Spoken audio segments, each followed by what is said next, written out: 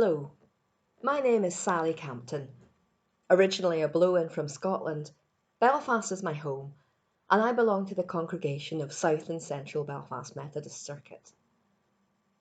Like many people, I'm finding that adapting to the lockdown in these strange and difficult times has its own particular ebb and flow.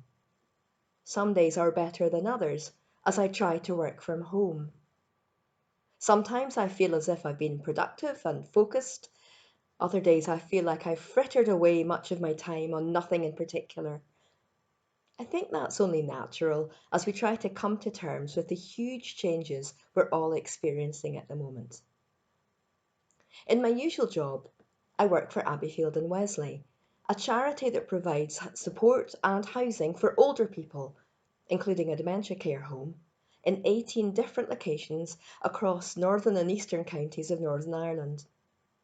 My role as volunteer and community outreach manager mean that I travel around our various sites. But with our houses and care home in total lockdown at the moment, no family, friends or volunteers allowed to visit at the moment, I miss the interaction that I usually have with many different people, colleagues, residents, volunteers and community organisations. Overnight, all of that stopped. Now I'm having to find new ways of structuring my day, adapting my work practices, and looking for ideas to help keep our residents connected.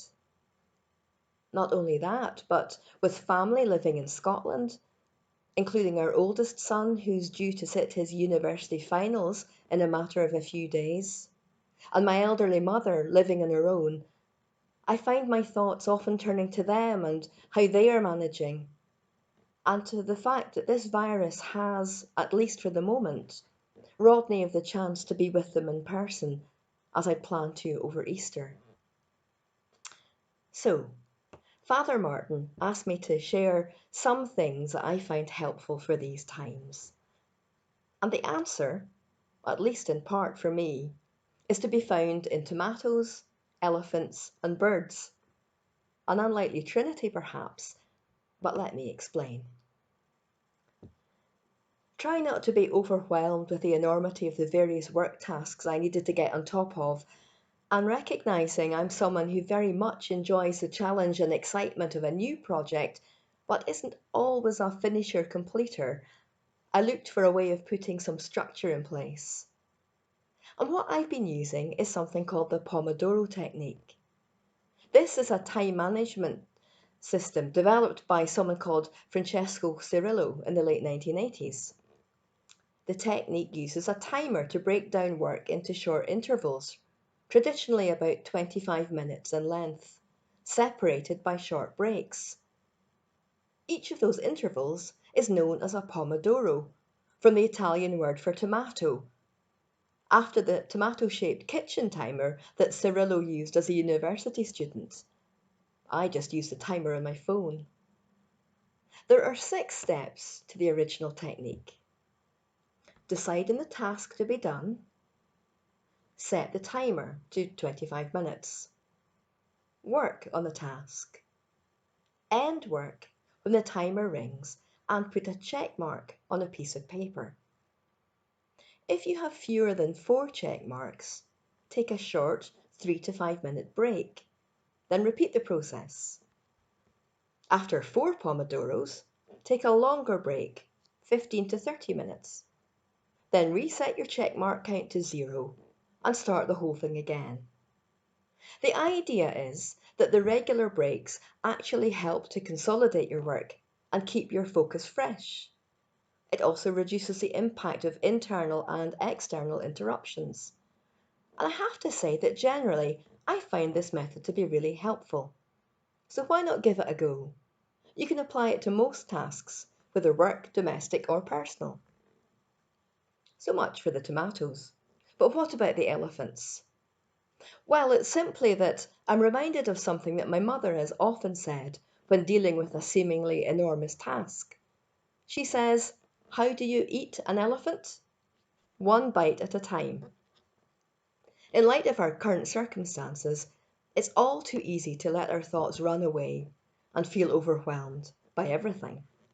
And if, like me, you find your mind hopping from one thing to the next about all the things we could be doing with the time this lockdown has given us, for me, this ranges to rewriting workplace strategy to learning the tin whistle, you could end up with a million and one bright ideas and do nothing.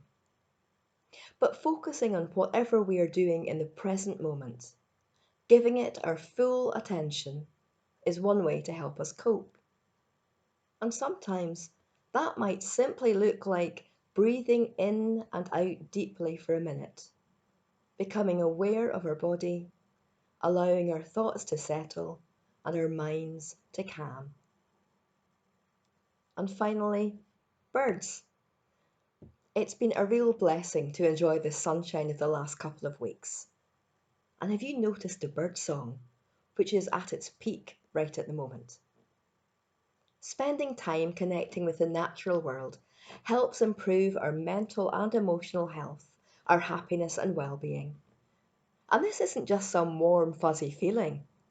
Scientists at the University of Surrey discovered that of all the natural sounds, bird songs and calls were those most often cited as helping people recover from stress and allowing them to restore and refocus their attention. In other words, birdsong is good for you. Moreover, even if you can't get outside, you can still enjoy listening to birdsong online. If you have Spotify, you can find birdsong recordings there.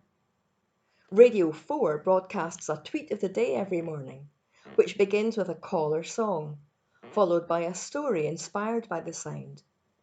Or check out the RSPB's Birdsong Radio for sounds guaranteed to soothe. But much more than that. I found these days I am really appreciating reading scripture. Last Sunday I was reading from Matthew's Gospel, where in chapter 10, towards the end of a section that talks about the difficulties and challenges we can expect as Christians, Jesus reminds us, "Are not two sparrows sold for a penny? Yet not one of them will fall to the ground outside your Father's care. And even the very hairs of your head are all numbered. So don't be afraid. You are worth more than many sparrows." Even in the face of uncertainty and adversity, God is for us and God is with us. May God bless you all in the days ahead.